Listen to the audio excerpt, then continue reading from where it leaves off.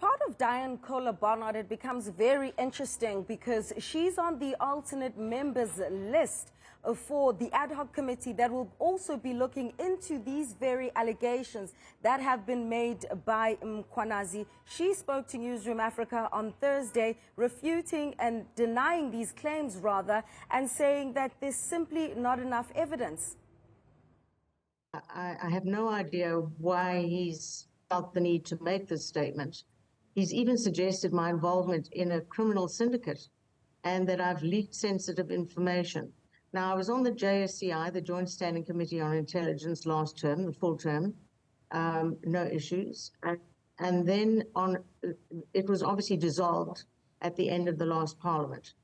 On the 17th of February this year, there was extensive reporting. There were photographs in national newspapers about the properties. And I wrote to the Inspector General of Intelligence as an ordinary MP, formally requesting an investigation into what seemed to be dubious purchases of the two properties by crime intelligence. That was out in the public domain, and the request was a direct response to the serious concerns raised.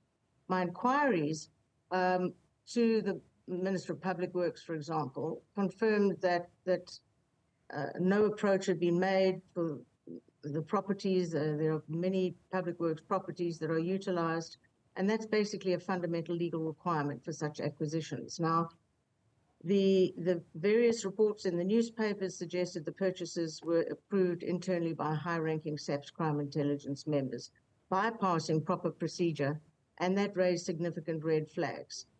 Bear in mind that the Joint Standing Committee on Intelligence took a full year from the time of the national election to operationalize.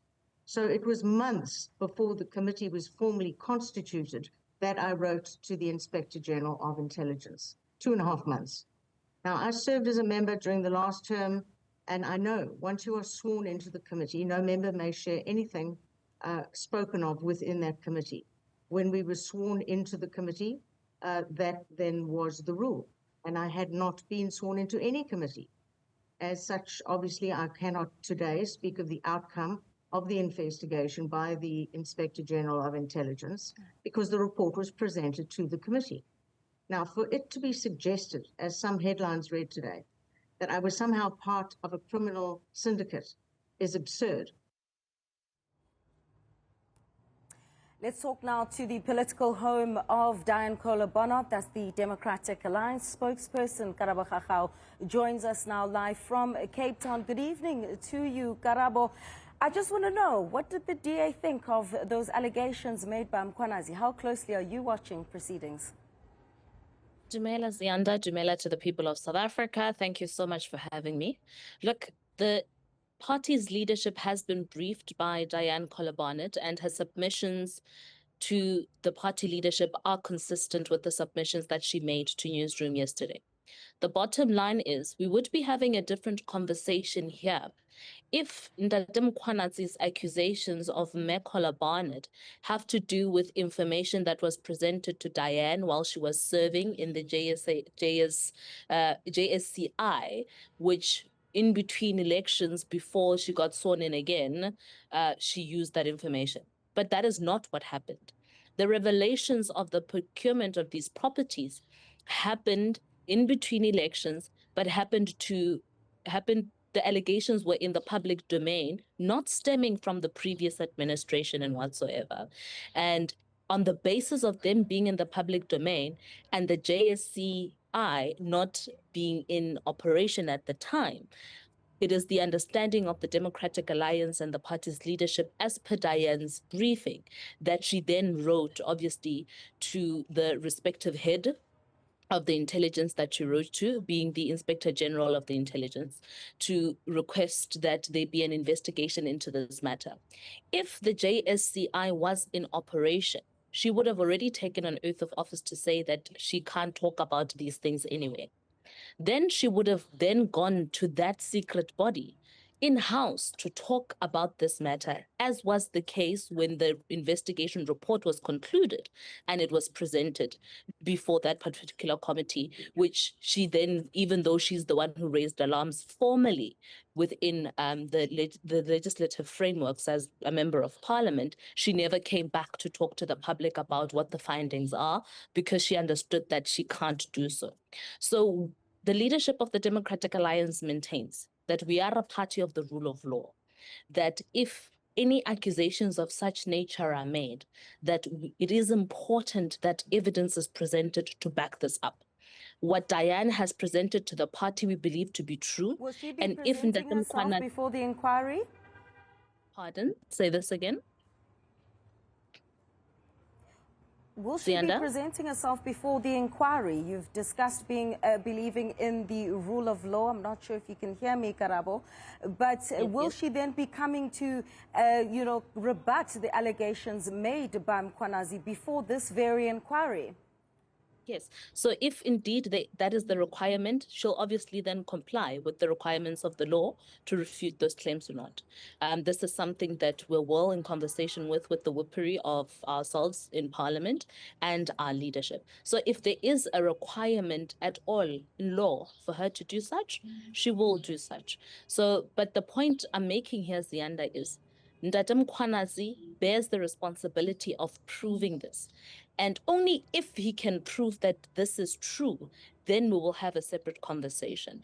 It is not right that we can just make allegations, and if on the side of from where we are standing, the evidence shows us that Dianne is telling the truth and that Ndata Mkhwanazi is not, then we can't suspend her until. I suppose the other concern here, Karabo Khakhau, is the fact that she's a member of parliament, yes, but she's also on the alternate members list for the ad hoc committee that is going to be looking into these very allegations that have been made by Mkhwanazi. And the very nature of this list is that if anything happens to any of the current committee members, then she may be one of those called upon to form part of the committee. I mean, is that not a concern for the Democratic Alliance, given the nature of the allegations that have been made by Mkhwanazi? Yes, still to be tested, but nevertheless a cloud. Look, Zianda, Mayor Kohler Barnard, as you correctly point out, is an alternate member. She has absolutely no voting rights. That's what alternate members are there for. They're just there. They don't have any voting rights. But the point we're making is there are people there who are representing the Democratic Alliance with full voting rights and the capacity to be able to judge the situation, as is the case. So then there's no question of whether or not the competence as far as the DA is concerned is missing or not, because it is there and it is on board. The point we're making, Zianda, is while Ndata Mkhwanazi has raised the alarms as he had, it is incumbent on him to provide proof to substantiate this, because as far as the order of election results, as far as the order of the constitution of the JSCI, as far as parliament records are concerned, all of this happened outside of the full constitution of the JSCI, number one. Number two, they happened outside during elections, and they happened, the allegations being made public were presented in between elections without a prior engagement in the sixth administration on the matter presented to the public eye. And so it would have been negligent for Mayor Kohler Barnard as a public servant to, even though she hadn't been delegated to any committee of parliament, to just shut up when weird things are happening within South Africa, and not at least take the initiative while waiting to be appointed, if she knew or not at the time, right to the general, to the General of Intelligence, as she did. For me, those acts, as is the opinion of the leadership as presented by Dianne, meant that she was proactive and did the right thing in line with her oath of office as a member of parliament.